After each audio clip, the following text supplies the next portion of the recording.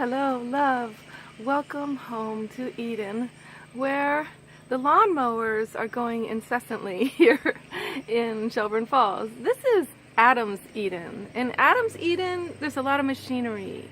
And this world has been taken over by the atoms. Even the splitting of the atom. You know, the guys love machines because of all the power it gives them. And that feeling of vulnerability where you don't have power that's when you have reverence for nature. That's, you know, not too long ago, we couldn't cut down every tree in 20 minutes. We couldn't at all. It would have taken a week or a month, way too much time that we need to give to the family if we were foraging, you know. But in Adam's Eden, it's really noisy. I mean, it'd be really nice if the Adams would understand that the Eves want the peace of the garden. We want the sanctuary of sacred sound, of music, of laughter, of the sounds of nature. And if the Adams start listening to the Eves, then what happens is, you know, some boundaries get set up around the certain days when you can mow the lawn, all of you guys together, and fill the air with a horrible cloud of putrid smell, you know. Or maybe you start listening to the women about sustainable gardening and not mowing the lawn and not using up those resources and not even watering lawns.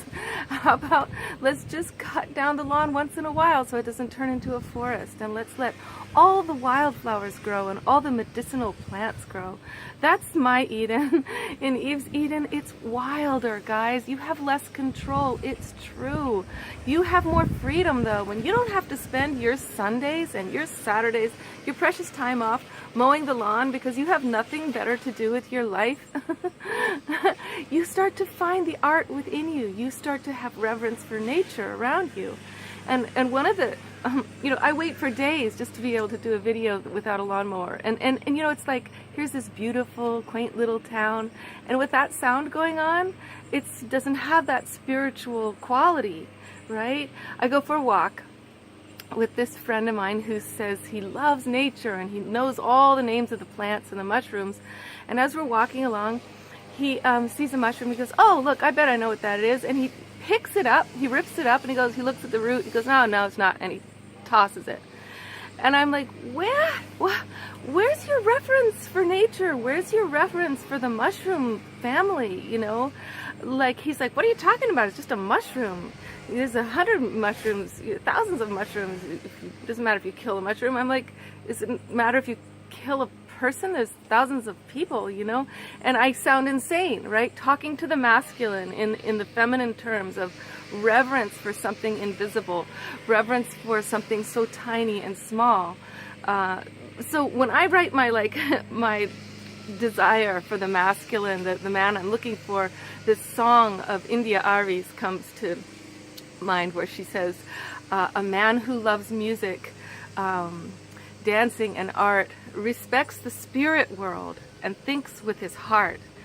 That's the man I'm looking for. But what does it mean to respect the spirit world? Okay, so you have the spirits of nature, right? And you have the plant in your living room, it has a spirit. You have that little mushroom in the forest, and if you really are a mushroom forager, and you need to be able to pick the mushrooms to look at their roots and such to learn about them, you can talk to the mushroom before you do. You can thank it, you can take it with reverence and gratitude, and don't just chuck it, you know, like, it's all in how things are done and how often, and what about the spores of the mushroom for it to be able to regenerate? How do you pick a mushroom so that it comes back versus being gone from the forest? That's a really important deal with mushroomers. They know this. But when we go at the life with our just this idea of loving nature, this idea of, oh, I know the plants, so I'm a nature man, it's all an ego drama about wanting to be that person, unless you respect the spirit world. And this is what women are talking about in terms of polluting the air with bad sounds. You know, like when I go up to Lotus Lake, it's a little bit terrifying. My daughter went up to camp there the other night, and there's all these guys on these huge cars ripping through the forest, these big mobiles. It's illegal to do that.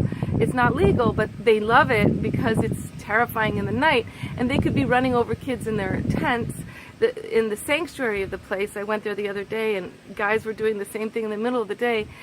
You men, where do you have a center within you that respects the spirit world? You know, the spirit world is woman.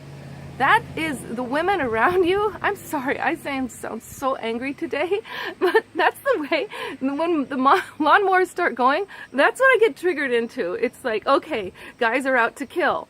And I rarely get to take a walk with any guy in nature where he doesn't have to kill something. He wants to kill, he wants to fish. He wants to kill some fish. He wants to rip up a mushroom and kill it. He wants to whack things down so I can walk better. He wants to hunt.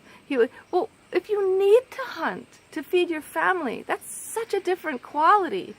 The men who pray to the spirits of that deer in order to receive their medicine power and feed their family, that is really, really different than having all the food you need and just going out. My friend the other night, he goes to a dinner, they're all feeding elk. This guy saw an elk and he shot it, and now and I'm like, oh, wonderful. So he's a spiritual hunter. Oh, what's so spiritual about him? Oh, he's a hippie and he just kills stuff. You know, that's not spiritual hunting. And what about the spiritual hunting for your soul? You know, hunt for your soul's purpose. Hunt for the meaning of your life. Hunt for hunt for the parts of yourself that are so egomaniacal that we don't ever get to do anything for anybody else truly, because we're so wrapped up in our idea of being good people. You know, that's the many selves that Gurdjieff, a great spiritual teacher, he talks about self-observation and how we all have many, many selves. And until we can see our different selves, we don't know which one is going to take over the office or be cooking dinner. Is it the mama cooking dinner, or is it the selfish little teenager self who's cooking and demanding other people serve her, you know? And then later you're like, oh, I meant to serve my family, and instead everybody felt berated and like they were being asked to serve me. You know, so getting aware of your many different selves and seeing when they show up, oh my God, I'm in a job interview and my little child self is showing up here and sabotaging, right? So if we want to revere nature, we want to go like help save the planet, and then our debauched self shows up who just is lazy and wants to watch movies all day and does. It's okay if you see your different selves and you know your weaknesses and you go, okay, I know I'm not that perfect person. I do need to be debauched on certain days and just lay around and to be self-centered, and you know, but on that day, it's not going to be the day that my kids are home. It's not going to be the day that I should be at work. Right? If you see yourselves, you can channel, give them space, the wild self, great self to bring to the salsa night, like me. I let out that wild, sexy self there. And then, you know, when I'm interviewing people for my solar job, holding back my sexual energy is really important. Okay, there's my rant. Oh, and maybe a few moments of peace. Listen to that. Oh, no, here's just another one. Okay, much love, darling. Stop mowing the lawn, okay? Do something more with your life. Find a different way, a lawn treatment. There's a lot of plants that grow and cover, like blueberries, for example, little low blueberries. Anything besides mowing the lawn. Okay, much love to you, darling. Love life.